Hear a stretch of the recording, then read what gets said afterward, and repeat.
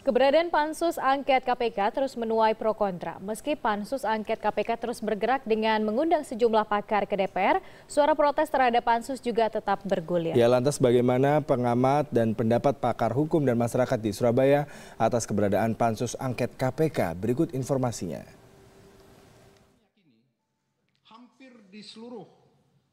Kontroversi terkait legalitas pansus angket KPK terus bergulir. Di satu sisi, pansus DPR dianggap sah karena KPK bekerja di bawah Undang-Undang Nomor 30 Tahun 2002 tentang Komisi Pemberantasan Tindak Pidana Korupsi yang merupakan produk hukum dari DPR.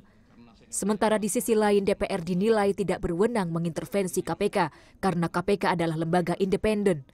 Pengajar hukum pidana Universitas Airlangga Surabaya Bambang Suheryadi berpendapat KPK sebaiknya menghadapi pansus hak angket KPK sepanjang DPR tidak mengintervensi proses hukum yang sedang berlangsung.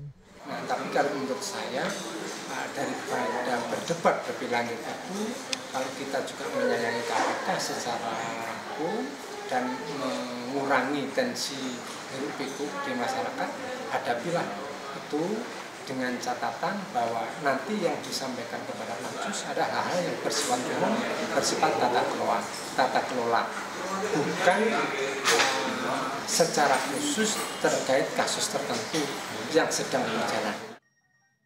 Lantas bagaimana pendapat masyarakat atas hiruk-pikuk atas keberadaan pansus KPK?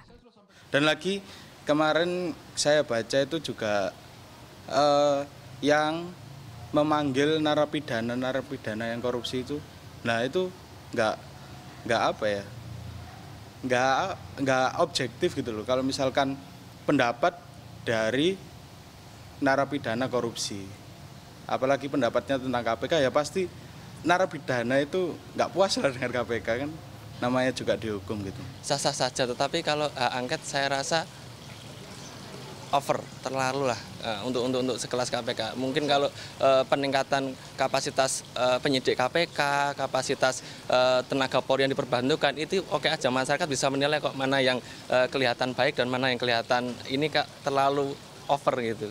Saya sih kurang setuju sama ini karena KPK itu termasuk lembaga independen yang diawasi sama DPR. Nah, sedangkan untuk yang melakukan tindakan korupsi sendiri itu kebanyakan kalau dilihat itu kan DPR. Kok sekarang malah mengajukan hak seperti itu. Karena menurut saya kalau itu dilakukan, kayak melindungi DPR itu sendiri dari KPK itu. Masyarakat masih menunggu akhir dari keberadaan pansus angket KPK. Apakah akan berujung pada revisi undang-undang tentang KPK, pembubaran KPK, atau rekomendasi lainnya? Wida Subianto, Surabaya.